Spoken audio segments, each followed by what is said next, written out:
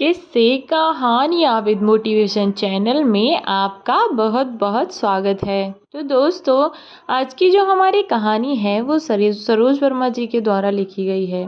कहानी है कलयुगी सीता। आखिर क्या हुआ ऐसा कस्तूरी के साथ कि उसने भरी पंचायत के सामने कुएं में छलांग लगा दी।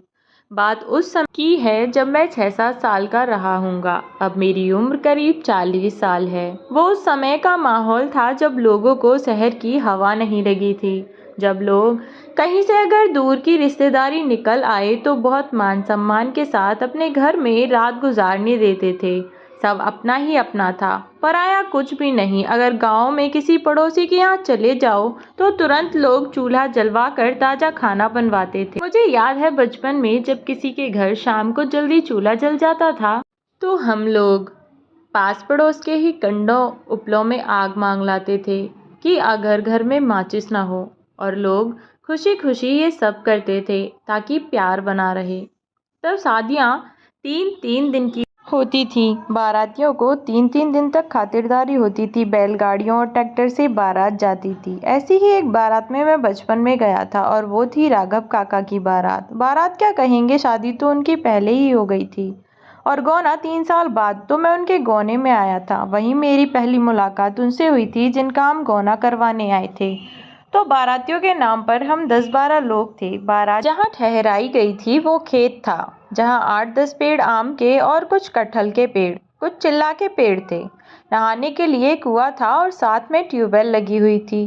कुएं के पास वाली जगह जहाँ नमी थी वहाँ खीरा और करेले की न कुछ बेलें लगी थीं, कुछ 2-4 भिंडी के पौधे थे, कुछ हरी मिर्च भी लगी थी।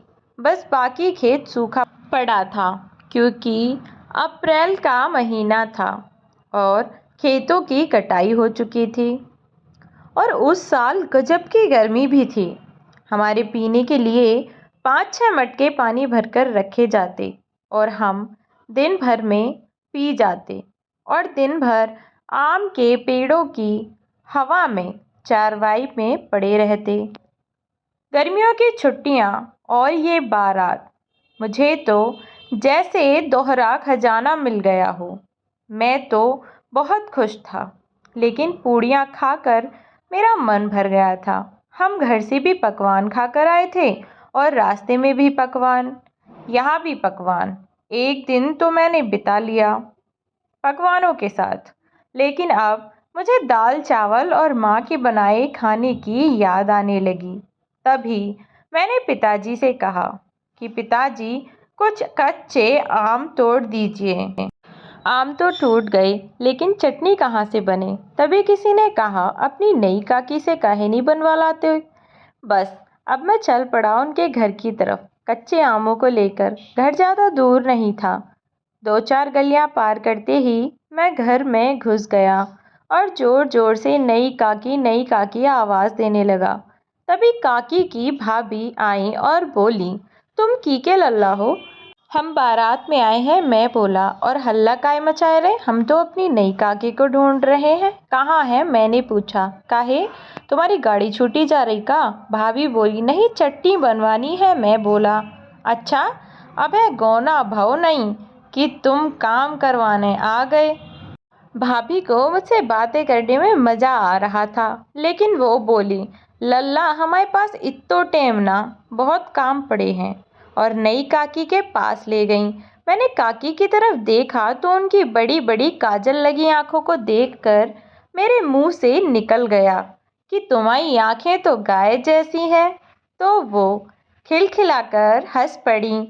उन्होंने मुझे ठीक से नहलाया, मेरे कपड़े धो दिए और अपने भतीजे के कपड़े दे दिए। मेरे लिए चूल्हे पे दाल चावल बनाया और आम की चटनी पीस कर खाना परोसा। मैंने पेट भरकर खाना खाया।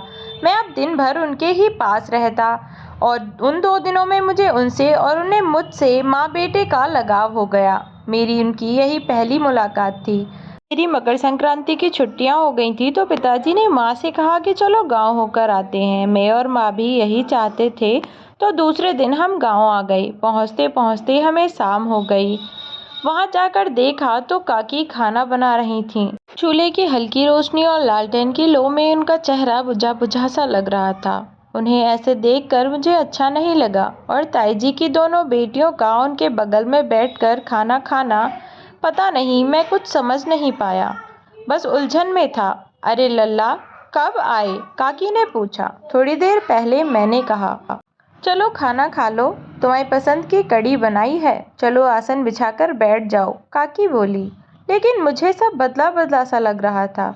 उस माहौल में मेरा मन घबरा रहा था, तो मैंने कहा, काकी अभी मैं जाता हूँ, कल आऊँगा, हाथ पैर भी नहीं धुले हैं और यहाँ चला आया। माँ मुझे ढूंढ रही होगी।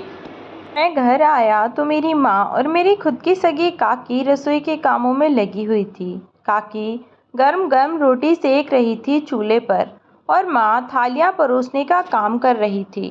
फिर माँ बोली, मिल आया कस्तूरी काकी से, चल अब खाना खाने बैठ जा। हाँ, यही नाम था उनका, कस्तूरी। फिर मैं वहीं माँ और चाची के पास बैठ गया खाना खाने और काकी ने माँ से कहा, जीजी बहुत बुरा हुआ बेचारी कस्तूरी के साथ, कामकाज में इतनी चतुर और देखने में इतनी खूबसूरत, भाग्य फूट गए बेचारी के, जो ऐसे आदमी के पल्ले बंध गई। का हुआ बेचारी के साथ? माँ ने पूछा। का होना है, ऐसी पत्नी को देवर जी छोड़कर चले गए। आप गांव नहीं आई 7-8 महीने से, तो आपको कुछ पता नहीं। वो देवर जी जब शहर में पढ़ते थे तो उनके साथ में पढ़ने वाली किसी लड़की को पसंद करते थे, लेकिन बड़े ताऊ जी ने ज़बरदस्ती देवर जी की शादी कस्तूरी से करवा दी। अब उनकी नौकरी लग गई तो उन्होंने उसी लड़की से शादी कर ली और उसी के मायके में रहने लगे हैं, क्योंकि वो अपने माँ बाप की इकलौती संतान थी। और इधर कस्तूरी रोज अंदर ही अंदर घुटी जा रही है। रात रात भर आंसू बहाकर उसकी न जाने क्या हालत हो गई है। पता नहीं कौन सा वनवास काट रही है। 3 महीने पहले बेचारी की जेठानी तीसरे बच्चे को जन्म देते समय नहीं रही। अब तीनों बच्चों को वही संभाल रही है। सास तो पहले ही ना थी, उसी से सुख दुख की बातें कर लेती थी, अब वो भी न रही। मैं ये सब बड़े ध्यान से सुन रहा था, तभी काकी का चेहरा उतरा हुआ था और मैं उनका दिल दुखाकर चला आया। शायद मुझे बुरा लग गया था कि उनकी जेठानी की बेटियां उनके पास बैठकर खाना खा रही थी। हमें गांव में 2-4 दिन ही हुए थे कि दादाजी, मेरा मतलब है काकी के ससुर, भी नहीं रहे। वो इन सब को खुद का दोषी मानते थे। उनको लगता था कि उनकी वजह से एक निर्दोष लड़की की ज़िंदगी बर्बाद हो गई। उन्होंने काकी से दूसरी शादी करने के लिए भी कहा, लेकिन उन्होंने मना कर दिया। लेकिन मरते वक्त उन्होंने अपनी जायदाद से कस्तूरी काकी के पति को बेदखल कर दिया और आधी जायदाद काकी के जेठ के नाम और आधी जायदाद कस्तूरी काकी के नाम कर दी। वो मेरी सगी काकी नहीं थी, लेकिन मेरे मन में उनके लिए बहुत अपनापन था।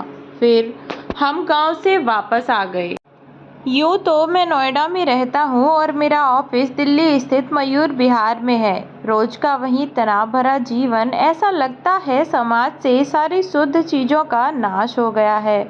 चारों तरफ बनावटीपन, वो चाहे खाना हो या रिश्ते। अब तो नारी में ना वो शालीनता नज़र आती है और ना नज़ाकत, बस रंगी पुती गुड़ियों जैसी। कितना अंतर आ गया है। कहाँ हमारी माँ और काकी बुआ मौसी एक मर्यादित जीवन जिया करती थी और आज नारी। खैर, मैं अब रहता हूँ बड़े शहर में, लेकिन मैं भी उत्तर प्रदेश स्थित बुंदेलखंड के एक छोटे से कस्बे महोबा, जो पान की खेती और आला ऊदल के लिए प्रसिद्ध है, वहाँ से 5-6 किलोमीटर मेरा गांव है, जहाँ मैं पैदा हुआ था। कैसे भूल जाऊँ उस गांव और उसकी यादों को। और इस दिन का वाकया मैं अपने जीवन में कभी भी नहीं भूल सकता। उस समय तो नहीं, लेकिन कुछ समय बाद उस घटना का मतलब समझ में आया। वो कितनी डरी हुई थी, कितना विभत्स था वो सब। उसकी आंखों से आंसू बह रहे थे और वो कांप रही थी। उसने जल्दी से अपना पल्लू ठीक किया और मुझे गले से लगा लिया। मैंने पूछा भी कि काकी क्या हुआ, तुम रो काहे रही हो? और वो मुझे लेकर मेरे घर आ रही थी। कि ताऊ जी कमरे से बाहर आए। हुआ कुछ इस तरह था, चैत का महीना चल रहा था, खेतों की कटाई के दिन थे।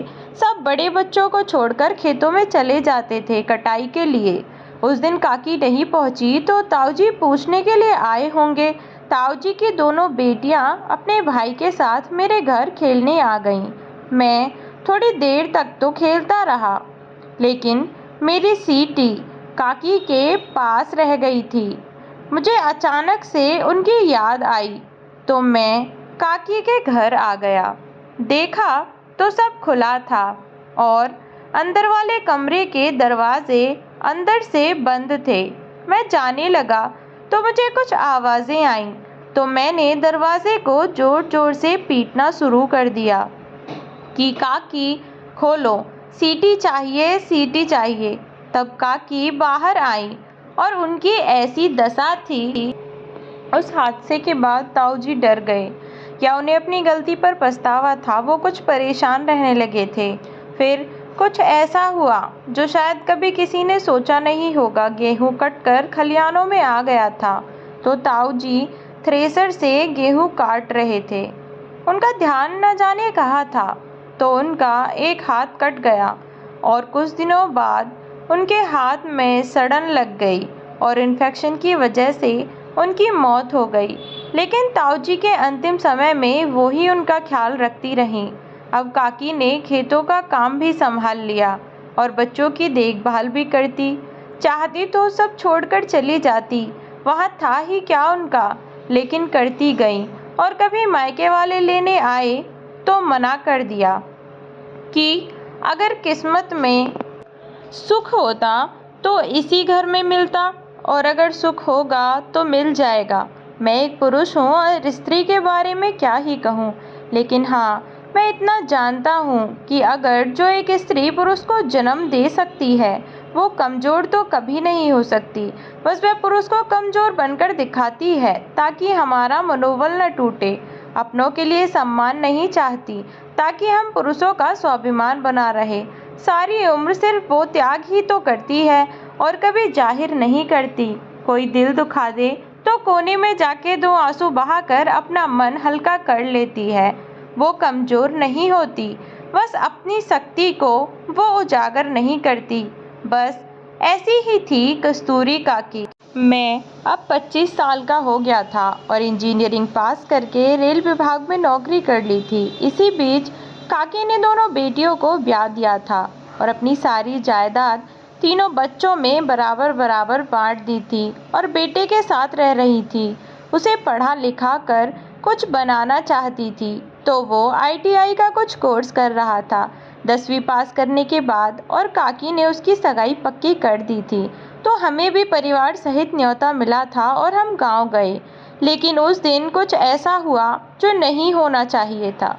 पता नहीं राघव काका कहाँ से आ गए, सब लोगों के सामने अपना हिस्सा मांगने लगे। काकी ने भी सीधे सीधे मना कर दिया कि आप कौन हैं, मैं आपको नहीं जानती, चले जाओ यहाँ से। इतने सालों बाद आए हो, वो भी हिस्सा मांगने। तुम्हें अपने किए पर कोई पछतावा नहीं है? थोड़ी तो शर्म करो। तुम अपनी गलती मानते, इन बच्चों के सर पर हाथ रखते तो मैं शायद तुम्हें माफ़ कर भी देती। इतने सालों बाद तुम आए भी हो तो शक्ल दिखाने, और ऐसी ऊंची हरकतें कर रहे हो। कुछ नहीं मिलेगा तुम्हें यहाँ से। ये सब बच्चों और मेरी मेहनत का नतीजा है। कहाँ थे उस वक्त जब हमको तुम्हारी ज़रूरत थी? तुम तो इस तरह ठोकर मार कर गए। हम लोगों को बूढ़े बाप के बारे में ही सोच लिया होता। लेकिन राघव काका कहाँ सुनने वाले थे। उन्होंने वही काकी को मारना शुरू कर दिया। सब मेहमानों के सामने मेरे पिताजी ने बीच बचाव करके मामले को निपटाया और राघव काका से 15 दिन का समय मांगकर बात को संभाला। उस समय तो काका चले गए, लेकिन 15 दिनों बाद काका पूरी तैयारी के साथ आए और उन्होंने गांव के पंचायत के आगे अपनी बात रखी। एक घने बरगद के पेड़ के नीचे और कुएं के पास पंचायत बैठी। काका ने पहले ही पंचायत को शराब और पैसे खिलाकर फैसला अपने पक्ष में करवा लिया था। बस पंचायत को अपना फैसला सबके सामने सुनाना था। और पंचायत ने कहा कि कस्तूरी का राघव से अभी भी कानूनी तौर पर तलाक नहीं हुआ है और वो अब भी राघव की पत्नी है और उसे राघव के साथ रहना होगा। इतना सुनते ही काका ने काकी का हाथ पकड़ा और साथ में ले जाने लगे, लेकिन काकी की आंखें गुस्से से लाल थीं और उन्होंने अपना हाथ छुड़ाकर कहा कि मैं भी सतयुगी सीता की तरह अपने आत्मसम्मान की रक्षा करना जानती हूँ। जैसे वो राम के साथ नहीं गई थी और धरती में समा गई थी, उसी तरह मैं भी कलयुगी सीता हूँ और मुझे भी अपने आत्मसम्मान की परवाह है। इतना कहकर काकी कुएं की तरफ भागी और कूद गई और जब तक उन्हें कुएं से निकाला गया उनकी जान जा चुकी थी। तो दोस्तों, आज की कहानी आपको कैसी लगी कमेंट बॉक्स में